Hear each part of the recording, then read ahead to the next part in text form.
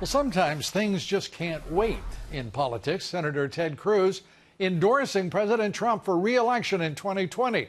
Now, it may be 2.5 years away, but that nonetheless didn't stop the senator from standing straight up and tall to endorse President Trump. He is also only leading Democratic challenger Beto O'Rourke by 3 points in a recent Quinnipiac poll. We don't know if there is an algorithm that suggested that might be a good thing for him to do. We're going to find out about that and much more. Joining us tonight, the Republican National Committee Chair, Ronna McDaniel, and great to have you with us, McDaniels. And it is great to have you here. I'm just sitting here thinking, when Ted Cruz is endorsing 2.5 years before the election, that's a pretty good sign. That's a pretty good sign. It shows how popular President Trump is in Texas. And more than that, President Trump has delivered on the promises he made during the election. Promises made, promises kept. Unemployment at an all-time low, or an all-time low for the African American and Hispanic communities. 3 million jobs in this country. Wages are up. Things are looking good. I think Ted Cruz did a very smart thing. You know, and as you cite those statistics, we're talking about the lowest minority unemployment in this country ever. And this, I have to believe the president and the Republican Party are pretty anxious to get to the midterms so that they can ballyhoo that reality everywhere in the country, because it is a powerful, powerful statement. Yeah, I mean, we have something to run on. We have delivered, and people's lives are better as a result. I see it all across this country as I travel. People say, thank President Trump for me. He listened to me. He cared about that average, hardworking taxpayer. He cares about our veterans. He's taking care of our military. ISIS is on the run. Our economy is turning around.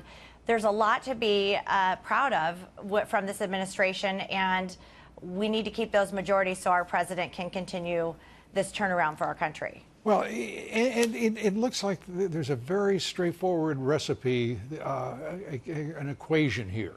And that is what Ted Cruz just did. Debbie Lesko in Arizona, in winning that race where the Democrats were already, I mean, they were feeding everything into the echo chamber of the national left-wing national media. I mean, you would have thought that her challenger was going to win by 50 points. It's insane, and she turned back the challenge. Give us your sense of how what that suggests for the midterms themselves, if anything. Well, I think these special elections are special for a reason. I do think the left-wing media is trying to overhype that the margins aren't as big as they were in a presidential year, and that is just ridiculous. One, there's not incumbents running in all of these districts. In Arizona, Trent Franks hadn't had a Democrat opponent for the past several elections. Two, they're special elections, which means they're on a different date. There's a lower turnout. The fact that we've won 5 out of 6, we should point out, a sharply lower turnout than the presidential election. Huge difference. Yeah. So they're comparing apples to oranges, and they're trying to glean things that just aren't there. What I see is, out of the 6 congressional specials we've had this year, we've won 5. People are embracing President Trump's agenda because it's making a difference in their lives, and we're going to continue to push to these voters the good things that are happening with President Trump and Republicans in charge. And what's the alternative? What are the Democrats putting forward? Nothing.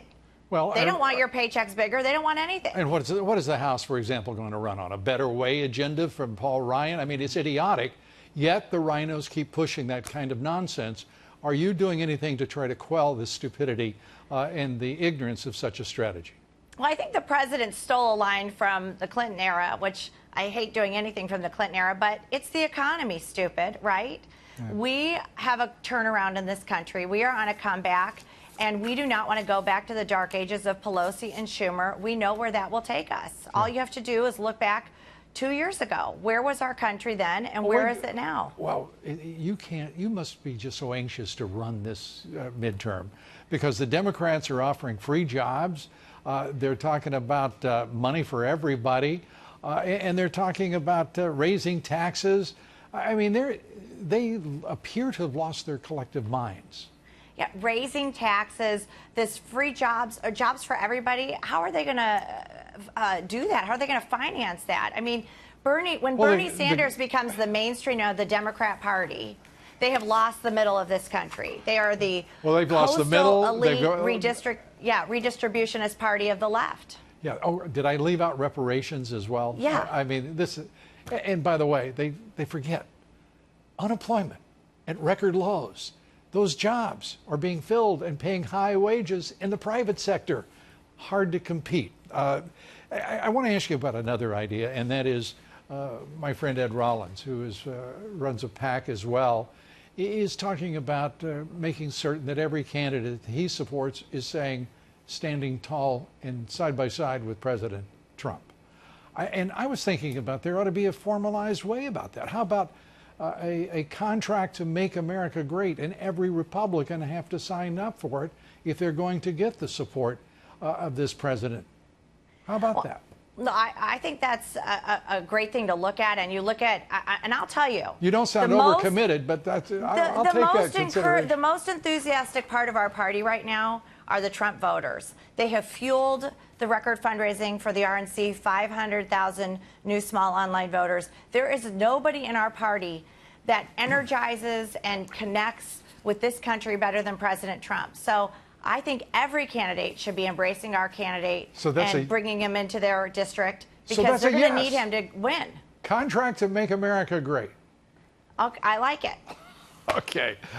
Congress, I'm demoting you. I'm demoting you. Chair of the Republican National Committee, Ronna McDaniel, great to see you. Thanks for being with us. Thanks for having me, Lou. And again, congratulations on last night, and good luck going forward.